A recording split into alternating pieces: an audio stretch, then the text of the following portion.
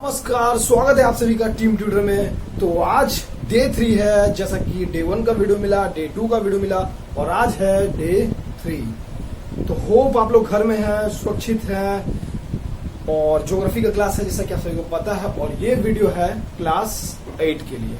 जी हाँ, chapter 2। Chapter का नाम बता दूं, अनस्टेबल अर्थ है हमारे चैप्टर का नाम, जो कि चल रहा है। तो कल हमने कुछ पॉइंट्स क्लियर किए थे, कल वीडियो भी आपके पास आया था, मिल गया होगा, आप लोगों ने देखा होगा। कोई भी अगर प्रॉब्लम आता है कमेंट सेक्शन में कमेंट करके जरूर बताइए। और आज एक न्यू वीडियो लेकर हम फिर से आ गए हैं। चलिए शुरू करते हैं। तो यहाँ पे कुछ पॉइंट्स मैंने तैयार करके रखा हुआ है, इसका पीडीएफ आप सभी को मिल गया होगा। पीडीएफ नहीं मिला है, कोई भी तरह का परेशानी है पीडीएफ से जुड़ा हुआ, कमेंट करिए भाई, मैं बताऊंगा, आपके लिए तो हूं। चलिए, तो पहला पॉइंट क्या है? पहला पॉइंट कहता है, पहला पॉइंट कहने से पहले मैं एक बात बताना चाहूंगा कि कल हमने खत्म किया था अपना वोल्केनो वाला पार्ट। जी हाँ, वोल्केनिज्म क्या होता है, वोल्केनो कैसा होता है, क्यों बनता है, किस तरह से होता है, हमने सारा पॉइंट डिस्कस कल किया था। और जैसा कि कल के वीडियो में मैंने बताया था कि आज हमारा आखिरी पार्ट है अर्थक्वेक। तो अर्थक्वेक से जुड़ा हुआ जितना भी पॉइंट है मैंने इधर देखा उधर देखा और लिख के रख दिया, बना दिया पीडीएफ, भेज दिया आप सभी को। और आज उसी का एक्सप्लेनेशन वीडियो है। जी हाँ, तो चलिए चलते हैं। पहला पॉइंट क्या बन गया था? पहला पॉइंट ये बन के आता है कि भाई अर्थक्वेक होता क्या है। तो इसको अंग्रेजी में बोले तो, मतलब इंग्लिश में बोले तो क्या होगा? Sudden shaking of the earth crust is called an earthquake. जी हाँ, मतलब क्रस्ट का मतलब मैंने पहले बताया था, जो बीच का भाग होता है, ये एकदम गोल सा हमारा अर्थ है। बीच का भाग होता है कोर, ऊपर का भाग मेंटल और उससे ऊपर का भाग क्रस्ट, जिसमें हम लोग चलते हैं। जी हाँ, तो sudden shake of earth, sudden मतलब क्या? कोई फोन करके थोड़ी आता है कि भाई भूकंप कल आ रहा है, भाई परसों आ रहा हूं मैं, ऐसे नहीं होता भाई। सडन मतलब अचानक से शेक होता है, वो मिल्क शेक वाला शेक नहीं। शेक मतलब क्या? धरती ना हिल जाता है, तो उसी को हम लोग एक नया नाम दे देते हैं और वही नाम है भाई भूकंप, इंग्लिश में बोले तो अर्थक्वेक। जी हाँ, दूसरा पॉइंट क्या कहता है हमारा? दूसरा पॉइंट कहता है कि भाई सेस्मिक फोकस क्या है। भाई बचपन में मैंने इसे बहुत देखा, ढूंढा, इधर देखा उधर देखा, पर नहीं मिला। बट तुम लोग चिंता मत करो भाई, तुम लोग के लिए मैं बढ़िया से खंगाल के लाया हूँ। कितना इजिएस्ट हो सकता है उतना इजिएस्ट लेके आया हूँ पीडीएफ पर। आई होप पीडीएफ में तुम लोग को इजी लगा होगा। तो सेस्मिक वेव्स क्या कहता है हमारा? सेस्मिक वेव्स कहता है, सेस्मिक वेव्स से पहले जानते हैं सेस्मिक फोकस। हाँ, सेस्मिक फोकस। तो सेस्मिक फोकस है क्या? The place below the earth surface where an earthquake originates within the earth's crust is known as focus और seismic focus।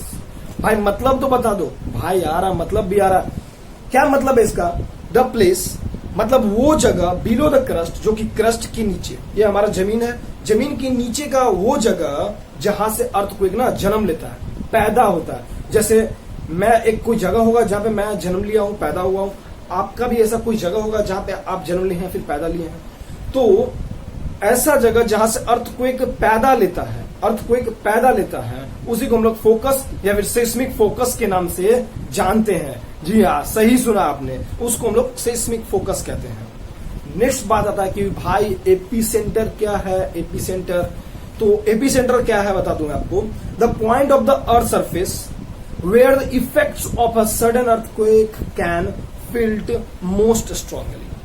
मतलब क्या है इसका? मतलब यह है कि एक ऐसा पॉइंट, सेंटर मतलब ऐसा केंद्र, हिंदी में इसको कहे तो शुद्ध हिंदी में, संस्कृत ना हो जाए, एक ऐसा पॉइंट, एक ऐसा सेंटर जहां पे ना सबसे ज्यादा भूकंप का झटका लगे। मान लो इस तरह से हमारा इंडिया जो है ना, हमारा इंडिया बहुत ही बड़ा है, ठीक है, ऐसे है ना, ऐसे बहुत ही बड़ा है।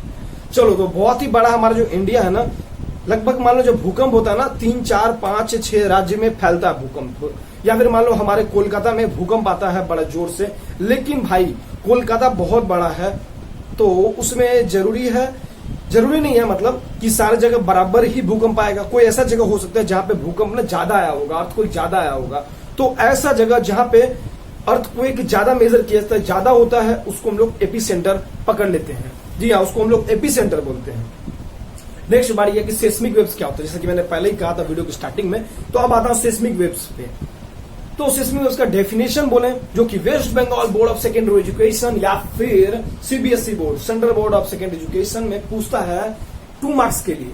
हाँ भाई 2 मार्क्स के लिए आ जाता है। तो आंसर ये होगा कि an elastic wave in the earth produced by an earthquake. जी हाँ, जब अर्थक्वेक हो जाता है, यानी कि सिस्मिक वेव का कोई हाथ नहीं है अर्थक्वेक पैदा करने में, लेकिन जब अर्थक्वेक हो जाता है, अर्थक्वेक आ गया, तो क्या होता है, एक वेव तैयार होता है, एक लहर, ऐसा होता है ना ये पानी का समुद्र का लहर, तो उस प्रकार का एक वेव तैयार हो जाता है। इलास्टिक, इलास्टिक मतलब क्या हो गया, इलास्टिक इलास्टिक इलास्टिक मतलब रबर, रबर के जैसा हो गया। तो वेव इलास्टिक वेव होता है, मतलब कि जो नॉर्मली ना फैलते जाता है, बहुत बड़ी दूर तक फैल के चला जाता है, क्योंकि इलास्टिक होता है रबर की तरह, ऐसे करके खींचो छोड़ो तो बहुत दूर तक जाता है। ये कुछ उसी प्रकार से काम करता है। तो ये प्रोड्यूस क्या होता है, ये ना नीचे क्रस्ट के नीचे प्रोड्यूस होता है, ठीक है, और नीचे से ही फ्लो के जाता है।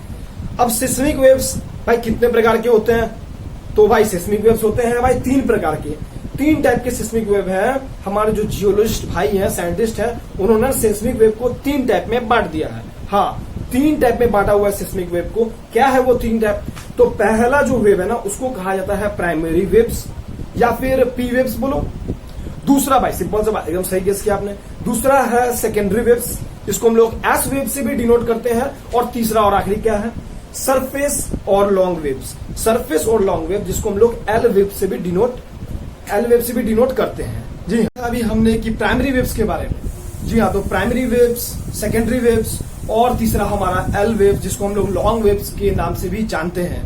तो प्राइमरी वेव्स के बारे में बात करते हैं। क्या होता है प्राइमरी वेव्स, या फिर डेफिनेशन के तौर पे इसको जान सकते हैं। तो प्राइमरी वेव्स इंग्लिश में बात करें तो क्या, they are transmitted through solids, liquids and gases. हाँ भैया, ये ऐसे ही चलता है, ये सॉलिड को भी पार कर जाता है और लिक्विड को भी पार करता है और साथ ही साथ गैस को भी पार कर जाता है। मतलब ये मोटा मोटा तौर पे बात करें तो ये सबसे भारी है, बोले तो सबका बाप है। तो ये प्राइमरी वेव्स है, इसको हम लोग पी वेव से डिनोट करते हैं, पी वेव्स बोलते हैं। और इसका स्पीड का बात करें तो इसका स्पीड सबसे ज्यादा, काफी ज्यादा। अब पूछोगे भाई कितना ज्यादा, तो भाई बता रहा है तुम्हारा भाई, इसका स्पीड है 8 किलोमीटर पर सेकेंड। सही सुना, 8 किलोमीटर पर सेकेंड। भाई ये बहुत ज्यादा होती है, बुलेट ट्रेन से भी काफी हद तक ज्यादा, क्योंकि बुलेट ट्रेन का स्पीड लगभग 400 किलोमीटर पर आवर होता है, ये 8 किलोमीटर पर सेकेंड है, पर सेकेंड। दिमाग ठंडा करो और सोचो कि 8 किलोमीटर पर सेकेंड कितना स्पीड होता है।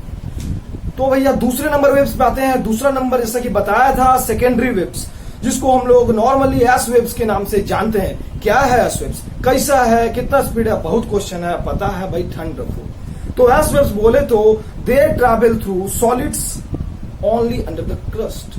हाँ भैया, ये जो है ना, ये लिक्विड को नहीं पार कर पाता और ना ही गैस को पार कर पाता है।